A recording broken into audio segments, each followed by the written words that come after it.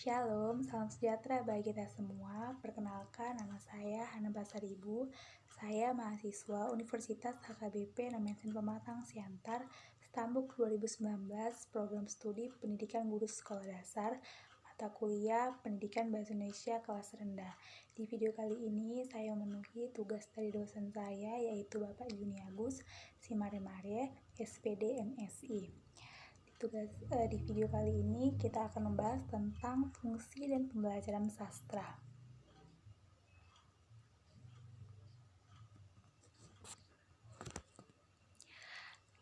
Bagian A-nya, pengertian pembelajaran apresiasi sastra. Pembelajaran sastra pada hakikatnya merupakan pembelajaran tentang kehidupan. Seperti halnya kehidupan, sastra memiliki keunikan tersendiri. Untuk dapat menemukan keunikan tersebut, kita harus menemukan analisis. Kemampuan menganalisis akan dikuasai setelah kita memiliki kemampuan mengapresiasi. Sastra juga dapat diartikan suatu karya manusia, baik lisan maupun tulisan maupun teks yang menggunakan bahasa dan memiliki nilai estetik. Contohnya seperti puisi, cerpen, dan novel.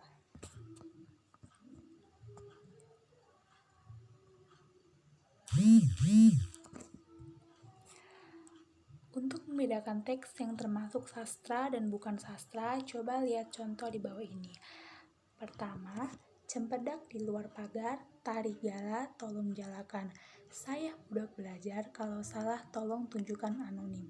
Pada teks pertama ini dapat kita simpulkan bahwa ini merupakan masuk ke dalam teks sastra yang berupa pantun, yakni puisi lama yang terbangun atas beberapa aturan dalam penulisannya, seperti jumlah larik, jumlah suku, kata, rima, serta memiliki sampiran dan isi. Yang kedua, hujan turun makin lebar, alam menghiburku dengan tiris lembut menyapu tubuhku yang tergulung kain sarung. Aku tidur melingkar seperti terenggiling, dengan demikian panas tubuhku agak terkendali tidur di atas pelupu kala dari hujan. Kenangan yang tak terlupakan bagi anak-anak Dukuh Paru, aku terlena, larut dalam perjalanan alam penduduk kecil itu Jumat malam. Teks yang kedua ini berupa prosa fiksi. Mengapa dikatakan berupa prosa fiksi? Hal itu berupa dapat dilihat dari gaya penuturan yang mengatakan ada tokoh aku.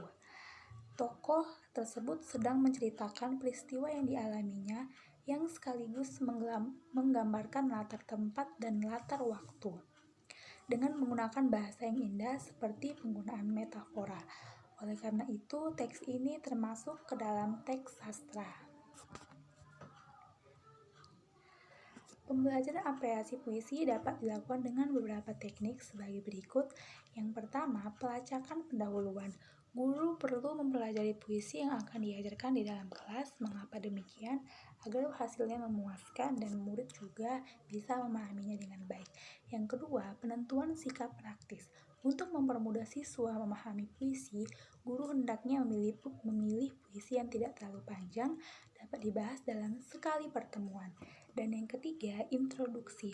Pemilihan introduksi yang tepat dapat dilakukan dengan melihat situasi siswa dan karakteristik puisi yang akan diajarkan. Contohnya seperti ini, jika kita mengajarkan atau menyampaikan puisi kepada siswa, hendaknya kita itu mencari tema yang cocok dengan umur mereka, tidak mengandung hal-hal yang tidak enak seperti itu.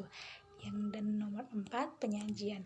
Agar puisi dapat memberikan kesan dan pesan, guru dapat membacakan puisi dengan irama dan penghayatan yang tepat. Dan yang kelima, diskusi. Untuk mencermati seberapa dalam apresiasi siswa, maka dapat diadakan diskusi. Bukan cuma untuk pembelajaran sastra saja, pasti kita akan melakukan diskusi agar mendapat tujuan yang baik dan mendapatkan hasil yang sama. Maka kita perlu mengadakan diskusi. Dan yang terakhir yaitu 6, pengukuhan.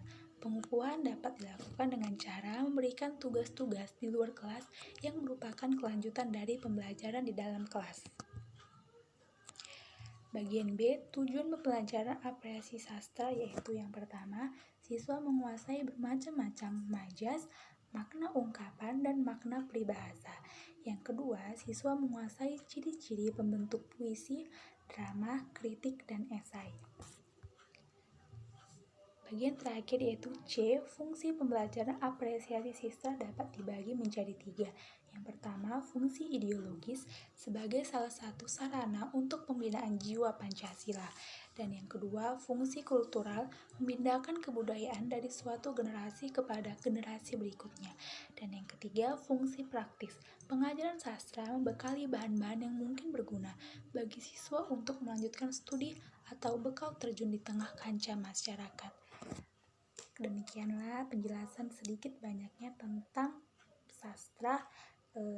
Saya mohon maaf jika ada kekurangan.